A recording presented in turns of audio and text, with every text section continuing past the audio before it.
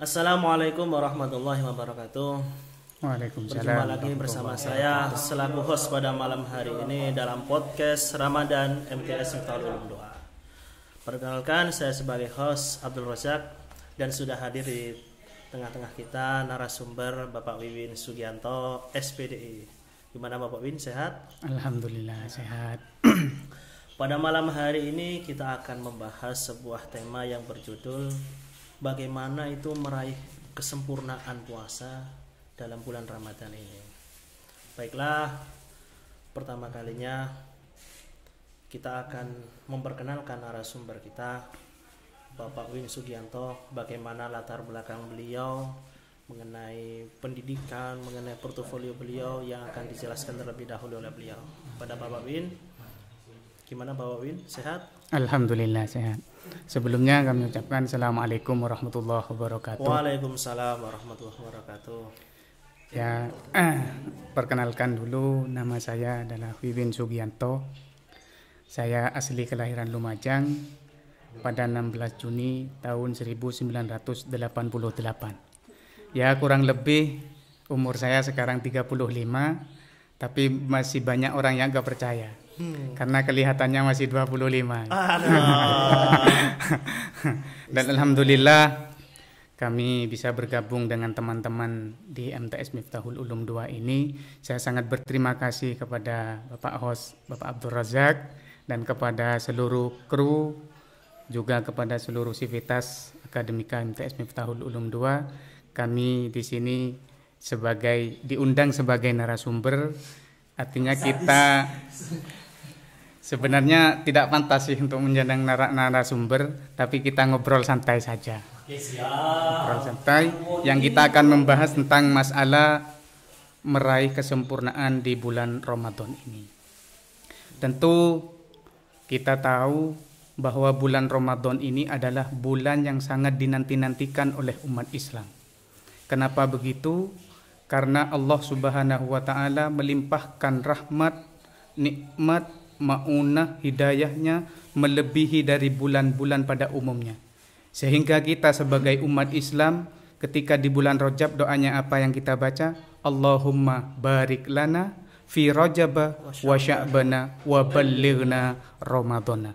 Maka di sini tentunya puasa ini merupakan salah satu rukun Islam yang diwajibkan oleh Allah, yang mana Allah sendiri berfirman, A'udzubillahi minasyaitonirrajim. Bismillahirrahmanirrahim.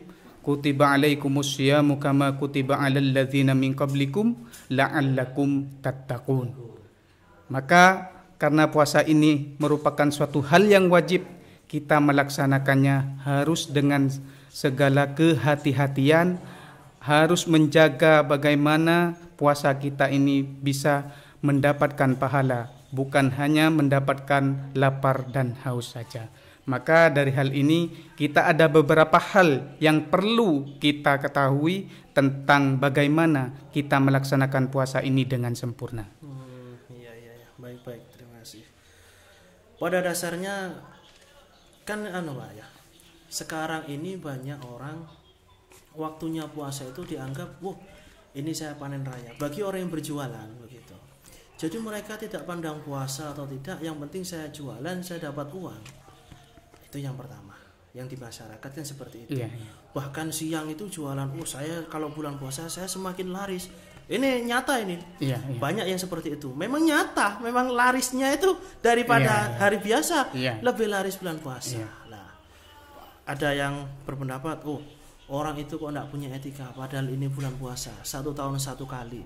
Kenapa mereka kok masih melanggar lah begitu? Memang kan kalau dilihat dari ayatnya, ya ayyuhalladzina amanu. Jadi memang diperuntukkan orang-orang yang beriman, bukan ya ayyuhan nas, diperuntukkan pada semua orang lah seperti itu. Lalu bagaimana untuk orang awam atau orang yang di desa yang anggapannya mereka itu yang santri langgar, mungkin tidak pernah ngaji atau apa, bagaimana caranya sekiranya mereka itu peduli dengan bulan puasa? Ini loh bulan puasa, bulan yang penuh berkah, bulan yang penuh barokah. Lah, ini bagaimana triknya supaya dalam hati mereka itu muncul kesadaran bahwasanya saya akan puasa karena puasa ini 1 tahun sekali. Saya akan melaksanakan puasa ini dan saya akan menantikan hari raya itu sebagai hadiah daripada umat Islam sini. Bagaimana triknya supaya kita itu, atau pesan kepada semua para pemirsa atau yang menyaksikan ini supaya muncul dalam dirinya sendiri itu hal-hal yang seperti itu. Gimana, Pak? Ya, kita kembalikan ke diri kita masing-masing. Kalau memang diri kita itu menganggapnya bulan puasa ini adalah bulan yang penuh berkah, bulan yang dimana, ya kata tadi, bulan yang dinanti-nantikan, pasti kita senang dengan datangnya bulan puasa. Tapi sebaliknya, kalau memang bulan puasa ini dianggap, wah nanti bulan puasa kita tidak makan dan seterusnya, ya pasti kita tidak akan berpuasa itu. Jadi kita kembalikan ke diri kita sendiri tentang masalah bagaimana trik itu, ya menurut saya tidak ada triknya. Wong itu memang sudah kewajiban bagi orang muslim kan begitu.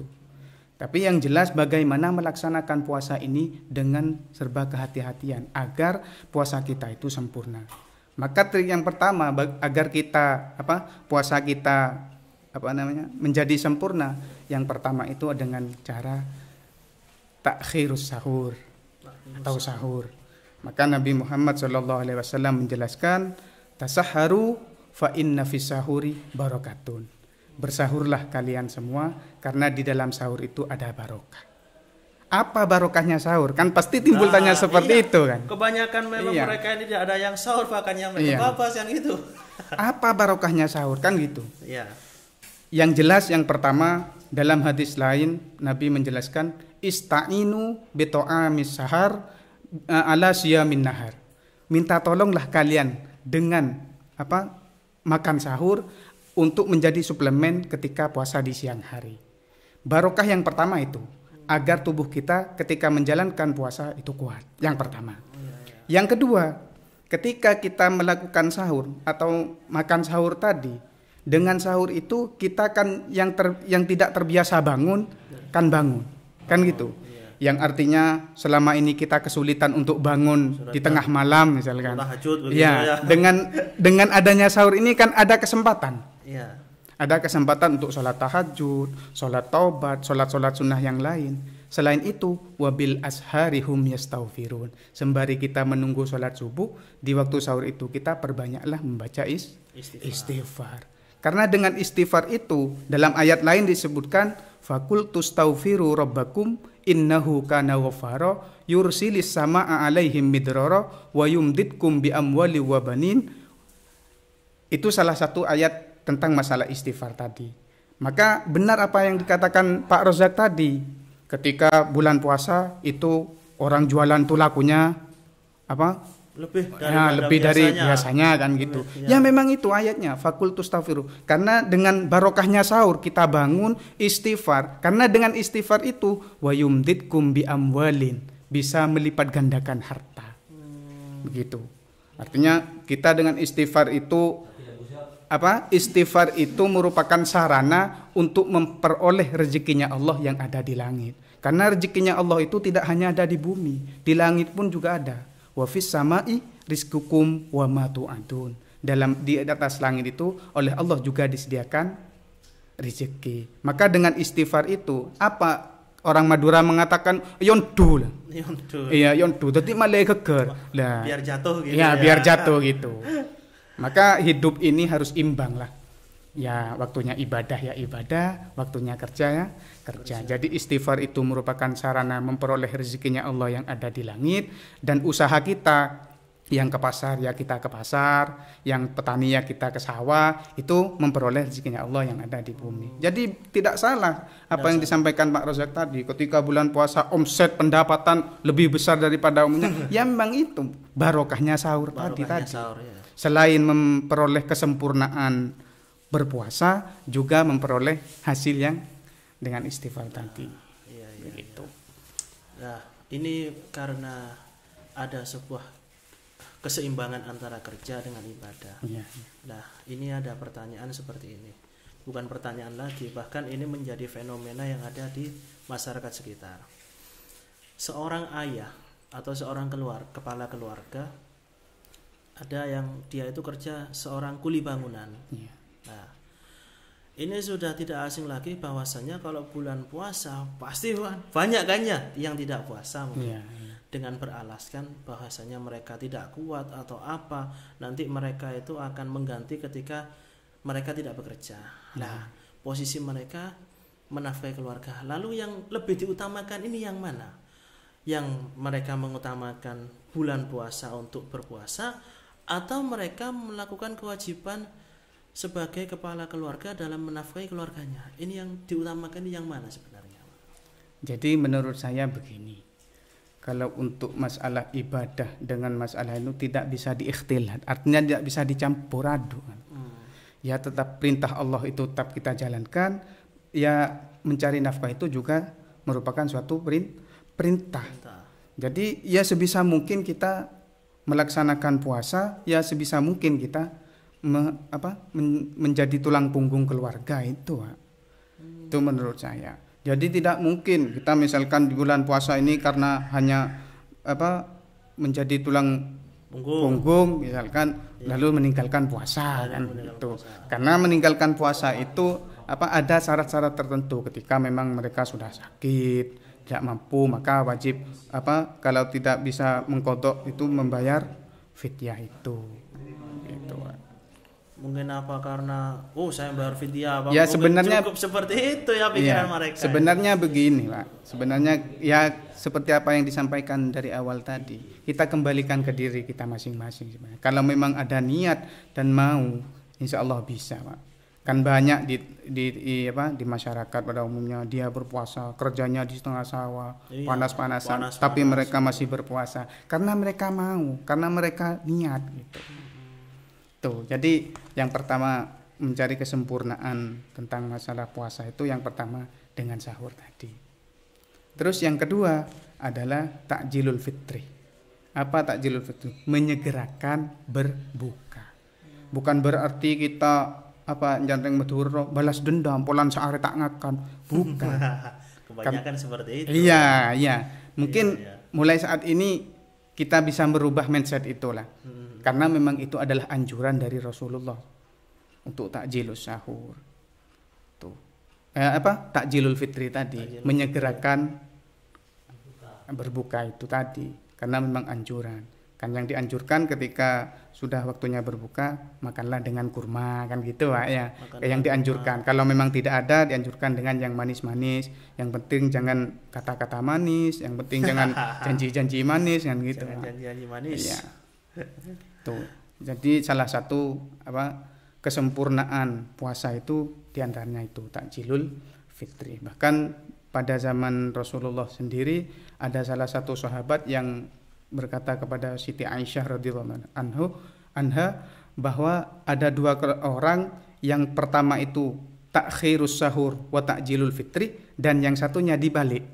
Artinya menyegerakan berbuka dan mengakhirkan sahur, yang satunya mengakhirkan berbuka menyegerakan sahur. Lalu salah satu sahabat Sayyidina Aisyah itu bertanya, siapa yang menyegerakan berbuka dan siapa yang mengakhirkan sahur? Lalu dijawab di situ adalah Abdullah bin Mas'ud. Lalu dia berkata, memang Rasulullah seperti itu. Artinya praktiknya Rasulullah seperti itu. Menyegerakan berbuka dan mengakhirkan sahur. Ya, yang penting mengakhirkan sahur itu jangan sampai tulu'ul fajri, atau istilahnya jangan sampai imsak kan gitu. Itu yang kedua tentang masalah takjilul fitri tadi. Terus yang ketiga adalah istiqomah sholat tarawih. Istiqomah sholat tarawih. Ya, istiqomah sholat tarawih. Sulit memang ya, terutama bagi para pekerja, bagi para anak muda, kan memang sulit ini. Sudah tidak bisa dipungkiri lagi bahwasanya yang mereka mungkin ada yang sebagian jangan menghina para penjual yang ada di pinggir jalan, karena sebenarnya dalam hati mereka itu menangis bahwasanya mereka juga ingin menikmati bulan puasa dengan tarawih, dengan tadarus yang seperti itu. Iya, mungkin bisa dimaklumi juga mereka yang seperti katakan Pak Rosak tadi, bahwa mereka menjadi tulang punggung keluarga, kita harus mencari nafkah. Ya begini, karena sholat tarawih ini memang hukumnya sunnah kan, sunnah ya. Tapi muakkadah kan itu, sunnah yang sangat dianjurkan kan begitu. Kan 1 tahun sekali. Iya 1 tahun sekali. Kenapa di sini dikatakan sunnah muakkadah? Kalau kita kilas balik tentang masalah sejarah sholat tarawih ini, ketika Rasulullah itu sholat tarawih di masjid hari pertama, kedua dan ketiga tidak lakukan lagi di masjid kan gitu. Karena apa? Dikhawatirkan Rasulullah itu sholat tarawih itu diwajibkan gitu lah. Sehingga Rasulullah tidak lagi sholat di masjid itu. Saya tidak mau membahas tentang masalah hitungan rokaatnya, masalah ininya dan itunya, karena mungkin nanti dari teman-teman yang lain bisa menjelaskan lebih detail tentang masalah itu. Itu makanya sunnah muakkadah. Dan pada umumnya di masyarakat itu melaksanakan sholat tarawih itu kan apa? Bukan bervariasi ya. Ada yang lama kan gitu, ada yang cepat, ada yang biasa gitu. Cuma perlu kita pertimbangkan juga. Ya menurut saya ini, menurut saya. Artinya begini, kita boleh misalkan sholat tarawih 1 juz surah 1 juz misalkan ya, 1 juz dibaca waktu tarawih. Ya enggak apa-apa juga, malah lebih baik. Tapi kita lihat juga makmumnya. Ada makmumnya yang memang tenaganya masih muda, ada tenaganya yang sudah memang usianya senja kan gitu. Ya mungkin kita perlu perhatikan juga. Terlalu lama, ya kasihan yang apa namanya? Tidak egois ya istilah tidak egois. Karena gini, ini ada sebuah cerita. Mungkin ini encan reng medhure dongeng, Pak. Dongeng itu dongatu bareng tak kengeng. Tapi juga masuk akal bagi saya. Suatu ketika itu ada seorang ustadz menjadi imam sholat tarawih itu. Terus mereka yang dibaca itu surah An-Naml. Surah An-Naml. Kan panjang surah An-Naml itu. Surah An-Naml. Lah selesai sholat, ada salah satu makmum menghampiri ustadz tersebut. Yang mana yang menghampiri itu memang makmum yang memang usianya sudah usia senja. Ya katakanlah 60 ke atas umurnya. Lalu dia tanya, "Ustadz, tadi itu yang dibaca surah apa Ustadz? Kok panjang sekali?" Lalu si ustadz menjawab, "Oh yang tadi itu surah An-Naml, Bah." Apa surah An-Naml itu? Surah yang artinya semut. Kan memang ada surah An-Naml, artinya An-Naml itu kan semut. Ya singkat cerita, keesokan harinya si ustadz itu menjadi imam lagi. Sebelum melaksanakan sholat tarawih, yang si makmum yang kemarin tanya itu menghampiri ustadz itu lagi. "Ustadz, saya mau tanya, sebelum melaksanakan sholat tarawih ini, nanti yang mau dibaca itu surah apa Ustadz?" "Oh nanti saya mau baca surah Al-Fil, Bah." "Apa artinya Al-Fil itu?" "Gajah, Bang." Lalu si mbah ini keluar tanpa satu patah kata pun, dia keluar. Dipanggil sama ustadz, "Bah, sini bah." "Lah kenapa kamu kok keluar, Bah?" "Saya mau cari imam lain aja ustadz." "Lah emangnya kenapa? Kemarin aja surah semutnya panjangnya kayak gitu, apalagi surah gajah, Bah." Padahal surah Al-Fil itu kalau nggak salah cuma 5 apa 6 itu. Iya, cuma 5 ayat itu pun pendek-pendek. Lah hal-hal semacam itu kan kalau orang awam kan tidak tahu. Dikiranya semut itu kecil, surahnya panjang. Kalau Al-Fil apalagi gajah kan gitu, tambah besar. Gitu kan. Padahal Al-Fil itu surahnya pendek kan gitu. Ya itu artinya kita ya boleh sebenarnya. Saya pernah mendengar satu keterangan, kalau memang itu mau panjang surahnya tidak apa-apa, tapi makmumnya itu harus makmum yang memang pilihan. Ya tidak juga harus cepat seperti yang kita ketahui di medsos itu.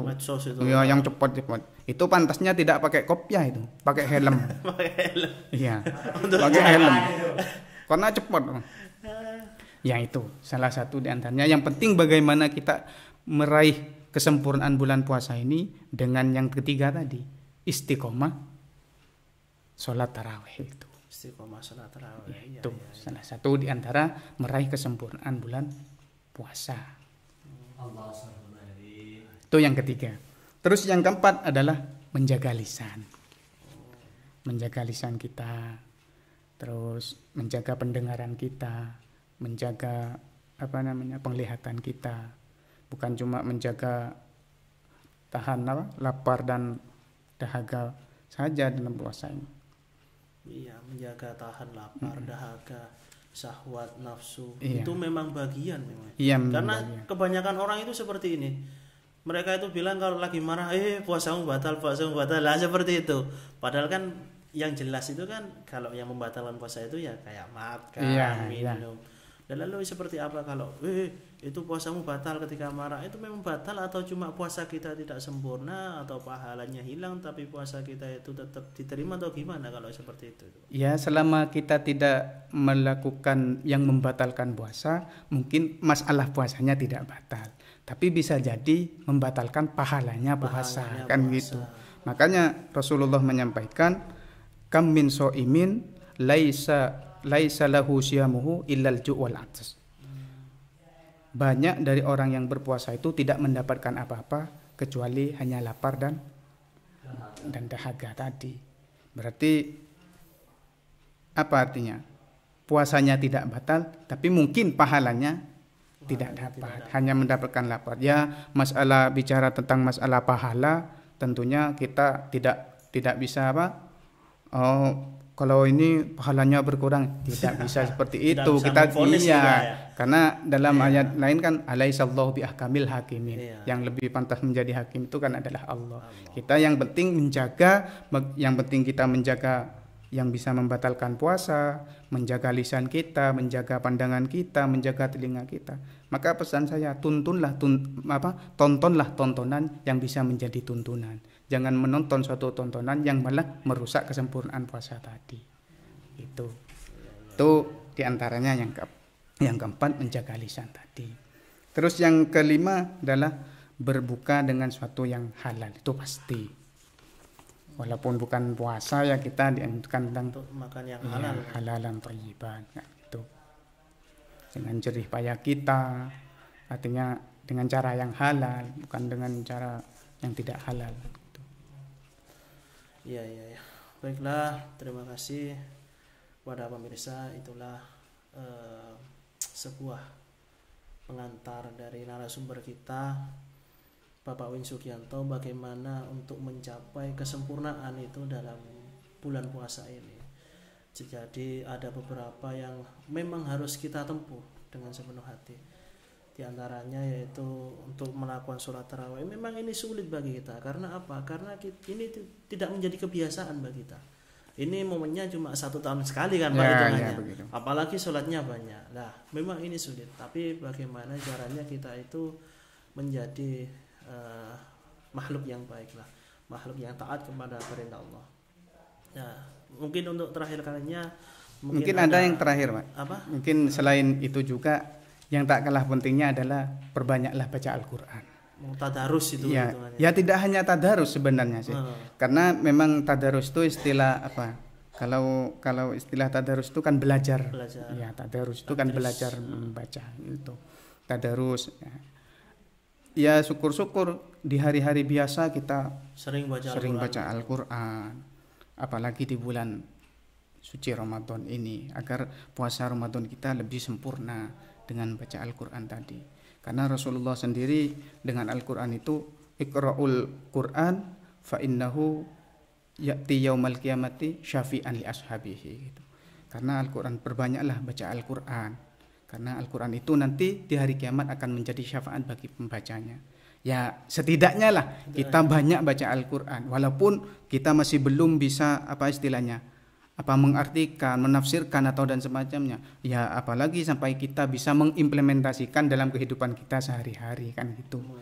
Ya, karena di bulan Ramadan ini juga Al-Quran diturunkan. Dalam ayat kan disebutkan syahrul Ramadan alladzi unzila fihil Quran hudal linnasi wa bayyinatin minal huda wal furqan kan itu. Di bulan puasa ini juga Al-Quran diturunkan. Dan ayat yang pertama kali turun adalah Iqra'an gitu. Bacalah. Jadi perbanyaklah baca Al-Quran. Maka saran saya kepada teman-teman, lebih-lebih kepada santri ya. Santri itu harus berani mengatakan, saya adalah seorang santri, gak punya pacar, gak sakit hati, gak punya uang, gak peduli, gak punya motor, saya jalan kaki karena kerjaan kami ngaji ya. Itulah sebagai santri. Caption terakhir dari narasumber kita. Mungkin yang paling terakhir, mungkin ada pesan-pesan yang ingin disampaikan kepada para penonton semua atau semua yang menyaksikan podcast ini mungkin. Ya mungkin bukan untuk penonton saja ya. Kalau istilah khotib itu usikum wa nafsi bitaqwallah kan gitu. Saya Saya memberi saran juga kepada teman-teman, khususnya kepada kami. Saya tidak bermaksud untuk menggurui di sini. Kita sama-sama belajar dan sama-sama berusaha untuk meraih kesempurnaan puasa ini. Marilah kita tingkatkan di bulan puasa ini ibadah kita, apapun itu namanya, baik itu puasa yang wajib ataupun puasa yang sunnah, karena tujuan diwajibkan puasa ini memang adalah la'allakum tattaqun, untuk meningkatkan ketakwaan kita kepada Allah Subhanahu wa taala. Kira-kira seperti itu, Pak. Ya, terima kasih